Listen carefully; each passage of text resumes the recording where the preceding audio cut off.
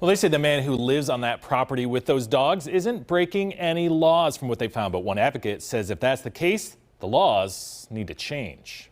Dogs are chained up to everything. Michelle Brinketter remembers when she first saw the property along Katy Trail at Rock Island Spur. I was shocked.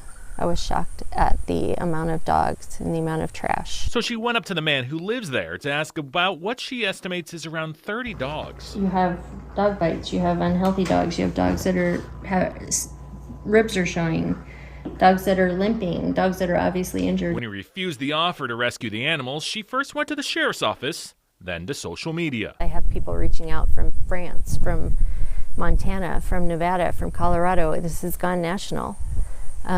So there are a lot of people very, very concerned. But she says the Cass County Sheriff's Office isn't in that group. A major with the Sheriff's Office today told me nothing in their investigation so far has risen to the standards of seizing any animals. I'm being told that this is adequate.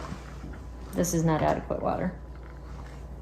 This is bacteria and germs and heartworms and mosquitoes. Brinketter isn't the first to complain about the property. There have been police reports filed by trail users. You have 11 dog bites since 2017. They don't bother me as much as they do other people. I've talked to other people that ride out on the highway here and come back in the trail at the next road to avoid this right here. But since she and others who protested this weekend took their fight public, she says the county's response has only been to try to reclaim the road that leads to trail parking from piles of the man's property. We've put a fence up on one side, we're putting a fence up on this side.